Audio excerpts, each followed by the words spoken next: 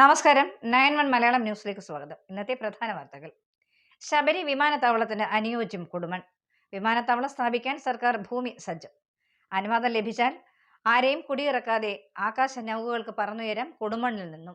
നിർദ്ദിഷ്ട ശബരി വിമാനത്താവളത്തിന് കൊടുമണ്ണിൽ അനുകൂല സാഹചര്യമാണെന്നും എരുമേലിക്ക് ചുറ്റും വനപ്രദേശമായതിനാൽ വിമാനത്താവളം വന്നാൽ ഉപകാരപ്പെടില്ലെന്നും എന്നാൽ കൊടുമണ്ണിൽ ശബരി വിമാനത്താവളം വരുന്നതോടെ നാടിന്റെ മുഖച്ഛായ തന്നെ മാറുമെന്ന് ഇന്ത്യൻ അസോസിയേഷൻ ഷാർജ ജോയിന്റ് ട്രഷററും സ്വാന്തനം സാംസ്കാരിക സമിതി പ്രസിഡന്റുമായ PK റെജി പറഞ്ഞു. കൊടുമണ്ണ് എയർപോർട്ട് വരേണ്ടത് അനിവാര്യത. കാരണം വെച്ചാൽ മധ്യ തിരുവിതാംകൂറിന്റെ വികസനത്തിന് എയർപോർട്ട് വരേണ്ടത് ശരിക്കും കൊടുമണ്ണ് തന്നെയാണ്. കാര്യം എന്തുകൊണ്ടാണ് കൊടുമണ്ണ് വരേണ്ടതെന്ന് വെച്ചാൽ പത്തനംതിട്ട ജില്ലയാണ് യഥാർത്ഥത്തിൽ ഏറ്റവും കൂടുതൽ പ്രവാസികൾ ജീവിക്കുന്നത്, അതോടൊപ്പം പ്രവാസികളുള്ളത്. അതോടൊപ്പം തന്നെ ഏറ്റവും കൂടുതൽ ഈ വിമാന യാത്ര ചെയ്യുന്ന ഒരു ജില്ല എന്ന് പറഞ്ഞാലും പത്തനംതിട്ട ജില്ലയിലെ ആൾക്കാരാണ്. അപ്പോൾ കൊടുമണ്ണ് വന്നതിൻ്റെ പ്രത്യേകത ഒരു അനുകൂല സാഹചര്യം. സർക്കാർ ഉടമസ്ഥതയുള്ള പ്ലാന്റേഷൻ കോർപ്പറേഷന്റെ ഏകദേശം 4500 ഏക്കർ സ്ഥലം സ്വന്തമായിട്ടുണ്ട്. ഒരാൾക്കാരെ പോലും കുടിയൊഴിപ്പിക്കേണ്ടതില്ല. എയർപോർട്ടിന് അനുയോജ്യമായിട്ടുള്ള ഭൂപ്രകൃതിയാണ്. കാരണം ചുറ്റുപാട് നോക്കി കഴിഞ്ഞാൽ അറിയാൻ പറ്റും, എല്ലാം സമതല പ്രദേശങ്ങളാണ്, ചെറിയ ചെറിയ കുന്നുകൾ മാത്രമാണ്. എന്നാൽ എരുമേലി എന്ന് പറഞ്ഞാൽ വലിയ വലിയ ഫോറസ്റ്റും അതോടൊപ്പം 110 അടിയോളം താഴ്ചയുള്ള ഭൂപ്രകൃതിയാണ് അവിടെ ഉള്ളത്. അവിടെ ഒരു സ്വാഭാവിക നീരൊഴുക്ക് അതിലുണ്ട്. അതിൽ തടഞ്ഞു നിർത്തുക എന്നുള്ളതും അസാധ്യമാണ്. കാര്യം ഇപ്പോഴത്തെ കാലാവസ്ഥയിൽ വരുന്ന മഴവെള്ളത്തിൻ്റെയൊക്കെ അല്ലെങ്കിൽ വെള്ളത്തിൻ്റെയൊക്കെ അളവ് നമുക്കറിയാവുന്നതാണ്. ഒരിക്കലും പ്രവചിക്കാൻ കഴിയാത്ത രീതിയിലുള്ള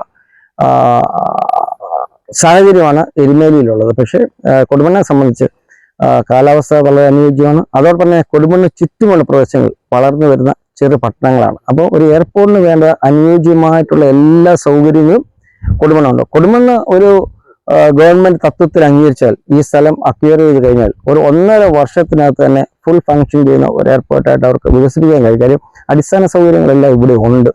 ബാക്കിയുള്ള എയർപോർട്ടിന് വേണ്ട സാഹചര്യങ്ങൾ മാത്രം ഇവിടെ ഒരുക്കിയാൽ മതി. സിയാൽ മാതൃകയിൽ അല്ലെ കിയാൽ മാതൃകയിൽ ഒരു എയർപോർട്ട് കൊണ്ടുവന്ന് കഴിഞ്ഞാൽ, അല്ലെ ഒരു കമ്പനി രൂപീകരിച്ചു കഴിഞ്ഞാൽ സർക്കാർ ഖജനാവിൽ നിന്ന് 1 രൂപ പോലും ചിലവാക്കാതെ തന്നെ ഈ എയർപോർട്ട് 1.5 വർഷം അല്ലെങ്കിൽ 2 വർഷം കൊണ്ട് യാഥാർത്ഥ്യമാക്കാൻ കഴിയും. അതാണ് കൊടുമണ്ണിന്റെ ഒരു പ്രത്യേകത. പത്തനംതിട്ട, ആലപ്പുഴ, കൊല്ലം, കോട്ടയം, ഇടുക്കി ജില്ലയിലുള്ളവർക്ക് ഈ വിമാനത്താവളം ഉപകാരപ്പെടും എന്നതിൽ സംശയമില്ല. സർക്കാരിന്റെ അനുവാദം ലഭിച്ചാൽ കൊടുമണ്ണ് വിമാനത്താവളം സഫലമാകും. അതിനായുള്ള പ്രവർത്തനങ്ങളുമായിട്ടാണ് നാട്ടുകാർ മുൻപോട്ട് പോകുന്നത്. എത്രയും പെട്ടെന്ന് തന്നെ കൊടുമണ്ണ് വിമാനത്താവളം വരുമെന്ന പ്രതീക്ഷയിലാണ് ഇവിടുത്തെ ജനങ്ങൾ. അടൂർ പന്നിവീട് ബാങ്കിന്റെ വാർഷിക പൊതുയോഗം നടന്നു. കർഷകർക്കും ശാസ്ത്ര പരിചയമേള വിജയിക്കും പുരസ്കാരം സമ്മാനിച്ചു. അടൂർ പന്നിവീട് സർവീസ് സഹകരണ ബാങ്ക് വാർഷിക പൊതുയോഗം ബാങ്ക് അങ്കണത്തിൽ നടന്നു. ബാങ്ക് പ്രസിഡന്റ് സുരേഷ് ബാബു അധ്യക്ഷത വഹിച്ചു. നമസ്കാരം. പന്നിവീട് സർവീസ് സഹകരണ ബാങ്കിന്റെ ഈ വർഷത്തെ വാർഷിക പൊതുയോഗത്തിലേക്ക് എല്ലാ സഹകാരികളെയും സ്വാഗതം ചെയ്യുന്നു. ഇന്ന് നടക്കുന്ന ഈ വാർഷിക പൊതുയോഗത്തിന് ഞങ്ങളെ സംബന്ധിച്ചിടത്തോളം ഇരട്ടി മധുരമാണ്. കാരണം ഒരു വല്ലാത്ത പ്രതികൂല സാഹചര്യത്തിലൂടെയാണ് സഹകരണ മേഖല ഇപ്പോൾ കടന്നുപോയിക്കൊണ്ടിരുന്നത്. ആ ഒരു പ്രതിസന്ധി സമയത്ത് 1ാം സ്ഥാനത്ത് എത്തിച്ചേരാൻ ഞങ്ങൾക്ക് കഴിഞ്ഞു എന്നുള്ളതാണ് ആ ഇരട്ടി മധുരത്തിന് ആധാരമായിട്ടുള്ളത്. കാരണം ജില്ലയിലെ ഏറ്റവും മികച്ച സഹകരണ സംഘമായി പന്നിവീട് സർവീസ് സഹകരണ ബാങ്കിനെ കേരള ബാങ്ക് ഈ വർഷം തിരഞ്ഞെടുത്തു. തിരുവനന്തപുരത്ത് നടന്ന പ്രൗഢഗംഭീരമായ സദസ്സിൽ വെച്ച് ഞങ്ങൾക്ക് അവാർഡ് ഏറ്റുവാങ്ങാൻ കഴിഞ്ഞു എന്നുള്ളത് ഏറ്റവും വലിയ സന്തോഷമാണ്. ഭരണസമിതി അംഗം സൈമൺ തോമസ് സ്വാഗതം പറഞ്ഞു. ബാങ്ക് സെക്രട്ടറി MJ ബാബു പ്രവർത്തന റിപ്പോർട്ട് അവതരിപ്പിച്ചു. ഭരണസമിതി അംഗങ്ങളായ KG Vasudevan, Sethukumaran Nair, Harichandran M, R Ajikumar, Mohandas VN, TM Abraham, Jayashree S, Vatsalakumari MP, Suja Babu എന്നിവർ സംസാരിച്ചു. തുടർന്ന് അടൂർ നഗരസഭ മുൻ ചെയർമാൻ D സജി, മുൻ ബാങ്ക് പ്രസിഡന്റായ K വിധുകുമാർ എന്നിവർ പങ്കെടുത്തു. കർഷകരെയും ശാസ്ത്ര പരിചയമേളയിൽ വിജയിച്ച അർജുനെയും അനുമോദിച്ചു. നിരവധി സഹകാരികൾ സന്നിഹിതരായിരുന്നു. പന്തളം നഗരമധ്യത്തിൽ രാത്രികാലങ്ങളിൽ വൻ മോഷണം. 6ഓളം കടകളിലാണ് മോഷണം നടന്നത്. നഗരഹൃദയത്തിലെ വ്യാപാര സ്ഥാപനങ്ങളിൽ മോഷണം. ബേക്കറിൽ നിന്ന് 50,000 രൂപ അപഹരിച്ചു. NSS കോളേജിന് എതിർവശത്തെ 6ഓളം കടകളിലാണ് ഒറ്റ രാത്രി മോഷണം നടന്നത്. അടുത്തിടെ ഉദ്ഘാടനം ചെയ്ത ബേക്കറിൽ നിന്നാണ് 50,000 രൂപ കവർന്നത്. പൂട്ട് പൊളിച്ചകത്ത് കയറിയ മോഷ്ടാവ് CCTV ക്യാമറ പൂർണ്ണമായും നശിപ്പിച്ചു.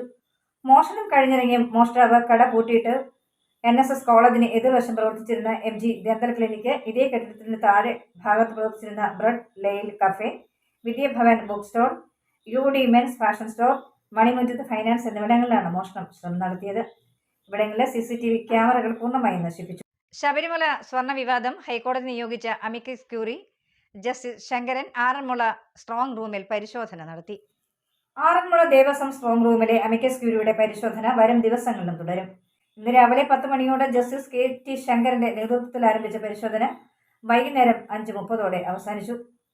ശബരിമല ശ്രീധർമ്മശാസ്ത്ര ക്ഷേത്രത്തിലെ ദ്വാരപാലക ശില്പങ്ങളുടെ സ്വർണ്ണപ്പാളികൾ അപഹരിക്കപ്പെട്ടതായുള്ള ആരോപണങ്ങൾ ഉയർന്നതോടെയാണ് റിട്ടയർഡ് ജസ്റ്റിസ് KT ശങ്കരനെ ഹൈക്കോടതി അമിക്കസ് ക്യൂരിയായി നിയോഗിച്ചത്. ഈ മാസം 11 മുതൽ 13 വരെയുള്ള ദിവസങ്ങളിൽ ജസ്റ്റിസ് KT ശങ്കരൻ ശബരിമല സന്നിധാനത്തെ ദേവസ്വം ബോർഡിന്റെ താൽക്കാലിക സ്ട്രോങ് റൂമിൽ പരിശോധന നടത്തിയിരുന്നു. രജിസ്റ്ററും മഹസറും സ്റ്റോക്കും ഒത്തുനോക്കി പട്ടിക തിരിച്ച് ദേവസ്വത്തിന്റെയും ഹൈക്കോടതിയുടെയും സ്മിത്തിന്റെയും സഹായത്തോടെ സ്വർണം, വെള്ളി, ചെമ്പ് സാമഗ്രികളുടെയും പൂജാപാത്രങ്ങളുടെയും തൂക്കം കണക്കാക്കി പട്ടിക തയ്യാറാക്കുന്ന ജോലികളാണ് നടന്നിരുന്നത്. അയിരൂർ സ്വദേശിയായ ഒരു ഭക്തൻ ആറന്മുള ഭഗവാന് സമർപ്പിച്ച 58 പവൻ സ്വർണം കാണാതായതായി ആരോപണം ഉയർന്നിരുന്നു. ഇപ്പോൾ നടക്കുന്ന പരിശോധനയിലൂടെ ഈ ആരോപണത്തിലെ വസ്തുത വ്യക്തമാകും. ഇതോടെ വാർത്തകൾ അവസാനിച്ചു. നന്ദി, നമസ്കാരം.